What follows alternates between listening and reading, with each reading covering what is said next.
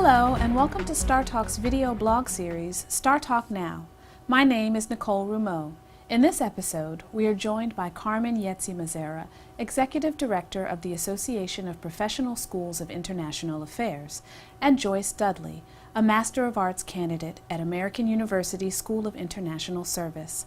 Carmen and Joyce are here to share their thoughts on why learning new languages and studying international issues is important. Carmen, tell us about APSIA and what you do. Sure. APSIA, as we call our association, brings together the community of all of the graduate schools around the world that specialize in teaching international affairs. So our work helps to not only make them better schools of international affairs, but we work with prospective students and employers and lots of partners around the world to talk about why studying international issues is important, how students can get involved professionally, and particularly why they should come do it with us. Great. So Joyce, you're an APSIA student. Could you talk to us a little bit about your professional journey and specifically through the context of learning a language? Well, languages have actually always been a part of my studies. I was in a French immersion program, kindergarten through 8th grade. And so for about 6 years, I was learning in French and English. And then I started to learn French, English, and Russian all at the same time in middle school. And then in high school, I did French and Russian as well. And when I got to University of Maryland College Park for my undergrad, my bachelor's degree, I was studying Russian language and literature. And how has it helped me professionally? I want to say people are looking at your languages. I am a Wrangel Fellow now, a State Department Wrangel Fellow, and it's a big plus that I do know one of those critical languages because there's such a high demand for it, especially in diplomacy. And so I've always kind of been interested in other cultures and things like that, and I love to travel and things like that. So tell us a little bit about the Wrangel program.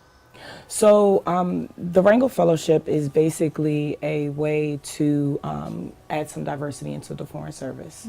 Foreign Service typically looks male, pale, and Yale.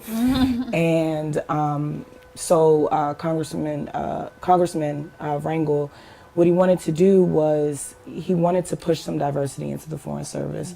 So the application process is very extensive. I want to say in my cohort there was about 700 applicants, and then there are 60 people who are invited for an interview, and out of those people, only 30 are picked. And then we start our journey, and we do an intense week of orientation where we're meeting ambassadors and just meeting a lot of people who are in foreign service. And then after that week is over, we start our internship on Capitol Hill. So last summer, I was specifically in Senator Schumer's office. So I worked in his personal office for the summer. I worked very closely with his national security advisor along with his foreign affairs legislative assistant. And we started grad school. So I am at American University. I'm getting my master's in intercultural and international communication. This summer I will be in Kazakhstan, in Astana, Kazakhstan, doing my summer internship. So your Russian is really going to come into play there? Exactly. I would not be able to go specifically to Astana if I did not have that language background. And also, I interned at the U.S. Embassy in Bucharest, Romania. And so I actually did not have any experience with Romanian, but because I had the Russian and the French background, it was easy for me to get around. It was also easy for me to pick up the language as well. So languages have definitely been a huge part of my life, and I'm excited that they are going to pay me to learn different languages. All right. And go and just, specifically my job will be, I'll be a consular officer, so I will really be the first American a lot of people see. Yeah. And if I present myself in a way where I don't sound offensive to their language and that it's clear that I'm trying to speak the language to my best ability, you know, I think that I'll really make a difference in the world. That's amazing. That's so exciting. So Carmen, do you meet a lot of students that are like Joyce and APSIA? What kinds of students are you seeing going through that? Sure. Well, I'm not sure they're all as fabulous as Joyce. But because our focus is on professional schools and the profession of international affairs, we meet many students who are as professionally driven as Joyce, and also trying to combine that knowledge of economic and political and cultural and linguistic factors that really come together to help someone understand what's going on in another part of the world. And so having folks understand that nuance, that interconnection, can help students be competitive for lots of different careers and really get it at some of those underpinning factors. Our STARTALK students for our summer programs start at kindergarten and they go through undergraduate school, but the vast majority of them are K through 12 students.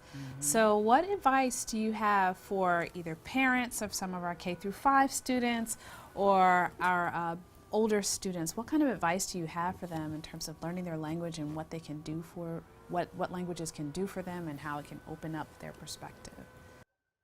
Honestly, watching movies. Watching movies and listening to music in that particular target language and just having fun with the language. I think that's the best advice I would give, is to just really have fun with it and do all the things that you would naturally do in English and start to incorporate the language into it. Well, thank you so much for coming to talk with us, Joyce, and thank you so much, Carmen, for coming to talk with us. And thank you for watching. If you have any thoughts or feedback, please share them in the comments section. Until next time, take care and keep talking.